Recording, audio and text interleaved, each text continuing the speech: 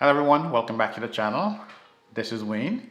Today we're going to talk about the Mac Studio that Apple introduced earlier this week. All rumors pointed to a new machine coming out, but we didn't know what this new machine was going to be. And of course, now that we've seen it, we're all surprised. How do you feel about it? Alright, I'm going to spend some time today talking about what this machine is, what's the desktop, what it means to those of us who are looking for a desktop machine, and the industry in general. Will this machine become the new standard of a desktop machine? In my opinion, this new Mac Studio is going to be a game changer when it comes to desktop machines. Now, before we go any further, let's talk about what a desktop machine is. Traditionally, your desktop PC is a box that you sit on top of your desk or on the floor. This box contains a CPU, graphics card, motherboard, memory, and some kind of cooling device, whether it be fans, multiple fans, or liquid cooler. If you're someone who builds your own machine, there is some joy that you get about, putting this thing together, tweaking it to your own specifications, and then seeing what kind of performance you can get out of it. But you also know that there is some pain that comes from the tweak process.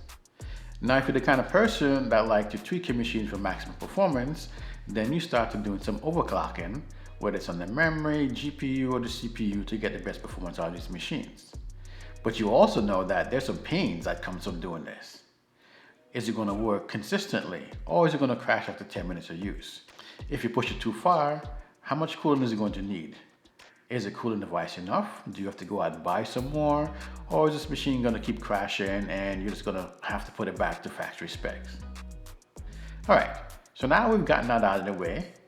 We know that gamers and content creators, if you don't want to spend the money for a pre-built system, you're going to build it yourself. However, there's some people who just want to buy a box and use it. And if you're someone that wants maximum uptime, you want something that's already been built and you don't have to worry about it. Now, the other side of that is there are people who just don't want to get inside the machine. They could care less what's inside the box. They just want it to work. Now, enter the Mac Studio. This thing is 7 inches by 7 inches by 3 point something. That's tiny compared to these massive boxes that we've been using. I'll give you specs of mine, for example. My Threadripper machine had 3 fans in the front, 3 on the top, 1 exhaust on the back, and 2 fans on the CPU. And the CPU cooler itself is a massive heatsink. Okay? This was AMD's idea of a high-end desktop. And certainly, a lot of other machines that are considered high-end desktops are also cooled by massive heatsinks.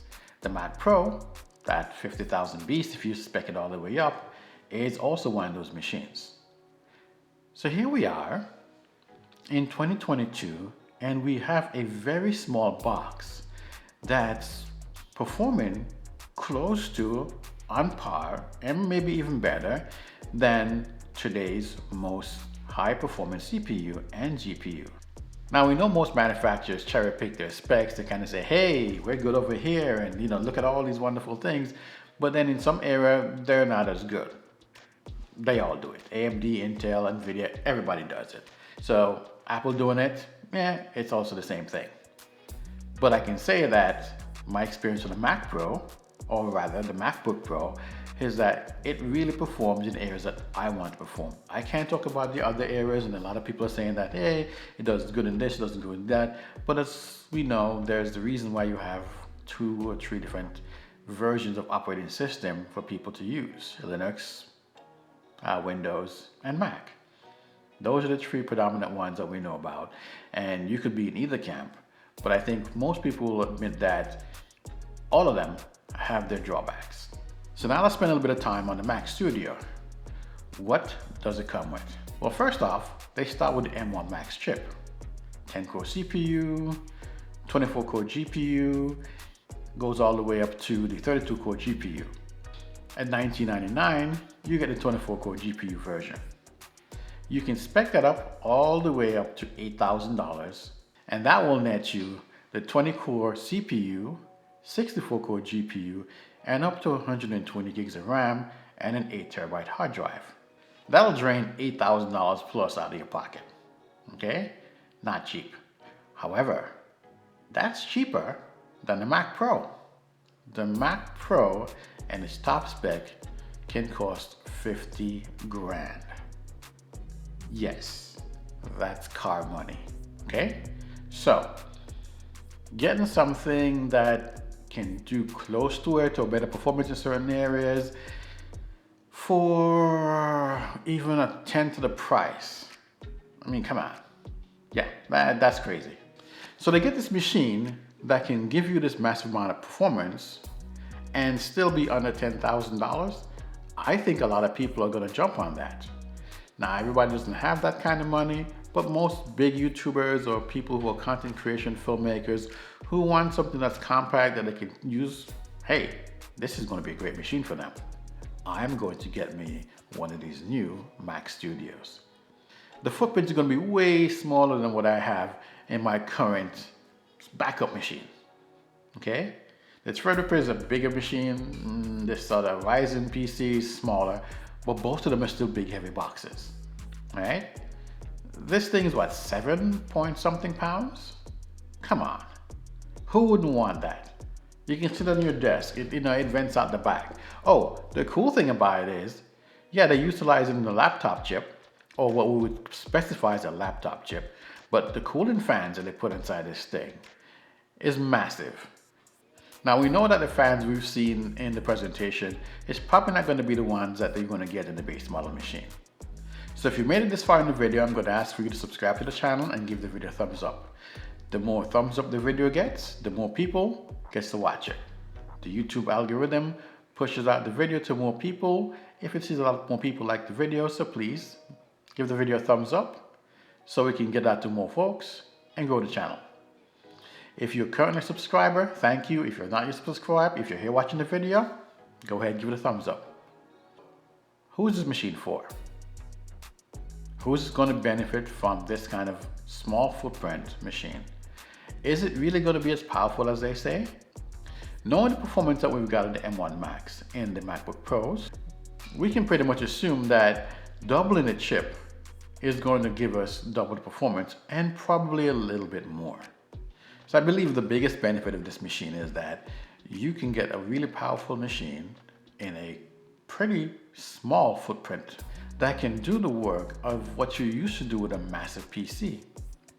Who wouldn't want that? As it stands today, most of us, if you're looking to get something with a really powerful GPU, you're going to spend a lot of money for that. What I've loved that Apple has done is that they've given you multi-core GPUs inside this very, very tiny chip. In addition, they've added media encoders and decoders. Now, of course, they've doubled that on the M1 Ultra chip.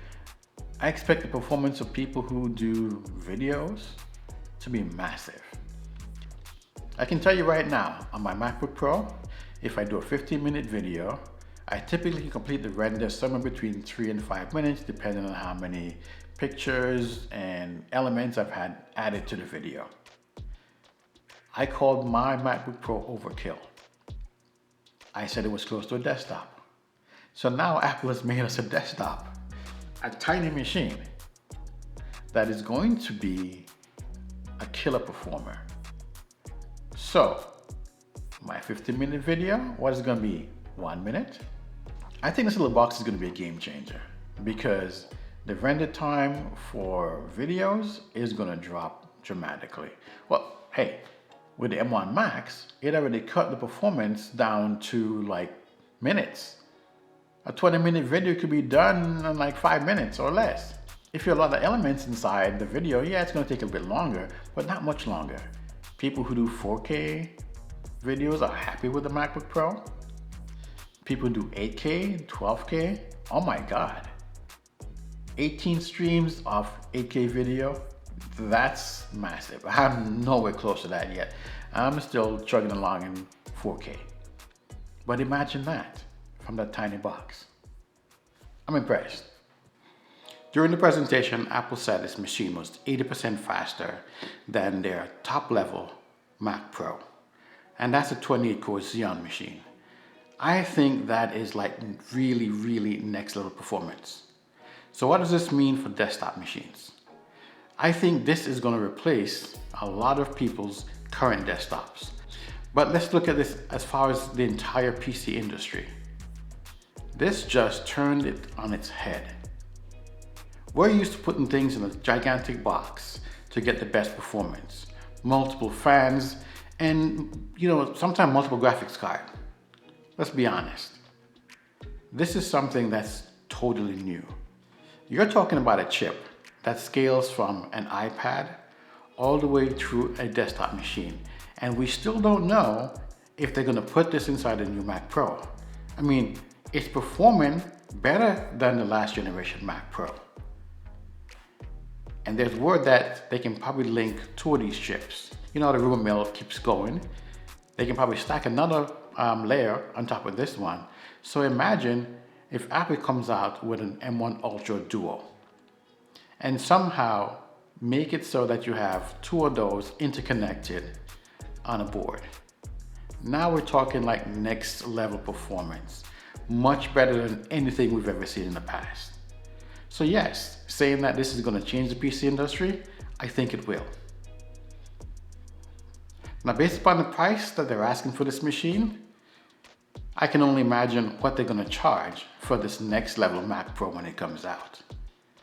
We have never had this kind of performance in years. Intel and AMD has been building chips for years, and Apple is now taking things to the next level and showing them how to do it. While Intel and AMD has made chips with built-in graphics processor on them, they've never been this powerful. Okay, so where do we go from here? Here's a question I have for you. How many of you are going to buy the Mac Pro? Will you be expecting this kind of small footprint machines from AMD and Intel? I will, and I'm hoping they will take it to heart and start making PCs that are small and compact and very powerful. It's been years since we've been utilizing these gigantic boxes. It's about time they shrunk them into something smaller and powerful. Apple's been shrinking the devices over the years, and now they've shrunk the chips that you can get inside a really high-performing machine. This is next level stuff. Wow. I should be receiving my machine next week, and I'm hoping that everything stays on track and will arrive on time. I won't be doing any massive testing like MaxTech and some of the other guys out there. I usually base my test on how it works in my daily workflow, so that I can share with you. If you want straight up numbers, you have a lot of guys out there that can show you those numbers. I'll probably run a couple of benchmarks on it, but what I do know is that even with benchmarks, sometimes these machines don't get stressed enough during the benchmarks to say, hey, it's going to perform better than this machine. The performance I want to see is what it does when you're actually utilizing it. So if you're interested in that, stay tuned to my channel. I'll have some information on that once I've used it, and I actually can share that with you. I'll probably do an unboxing as well, if you want to see that. Put it in the comments, let me know if it's something you're interested in. I want to thank all of you who have been coming to the channel and watching the videos, and make one other ask as we end the video, to please subscribe to the channel. I've seen that 1% of my viewers are subscribed to the channel. Come on, I like to grow this channel. So if you can get that to at least 20%, that'd be nice. I love interacting with all you guys inside the comment section. So please, if you have any comments or anything you want to see, any videos you'd like me to make, put it in there. I'd like to hear from you guys and what you expect from me and what you want to see from me as we grow this channel together. Thank you, and I'll see you in the next one.